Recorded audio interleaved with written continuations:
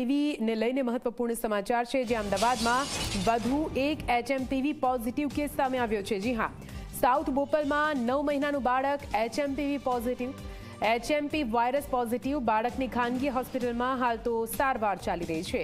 બાળકને શરદી અને શ્વાસ લેવામાં તકલીફ થઈ છે। બાળકને 6 જાન્યુઆરીએ હોસ્પિટલમાં દાખલ કરવામાં આવ્યું હતું। 9મી જાન્યુઆરીએ રિપોર્ટ પોઝિટિવ આવ્યો છે।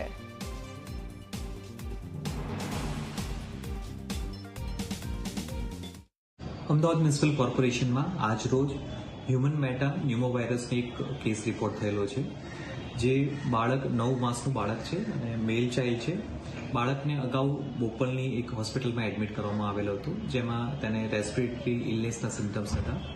દર્દીને શરદી ખાંસી આ પ્રકારની કમ્પ્લેન હતી અને ત્યારબાદ તારીખ 9ના રોજ તેનો રિપોર્ટ કરવામાં આવેલો હતો, તેમાં વાયરસ ડિટેક્ટ થયેલો છે। વાયરસ આઇસોલેશન થતાં અને એચએમપીવીનું ડાયગ્નોસિસ થતાં આ પેશન્ટને ચાઇલ્ડહુડ હોસ્પિટલ બોપલ ખાતે શિફ્ટ કરવામાં આવેલો છે। આ બાળકને કોઈ ટ્રાવેલિંગની હિસ્ટ્રી નથી અને હાલમાં પેશન્ટને હોસ્પિટલમાં અત્યારે એડમિટ છે।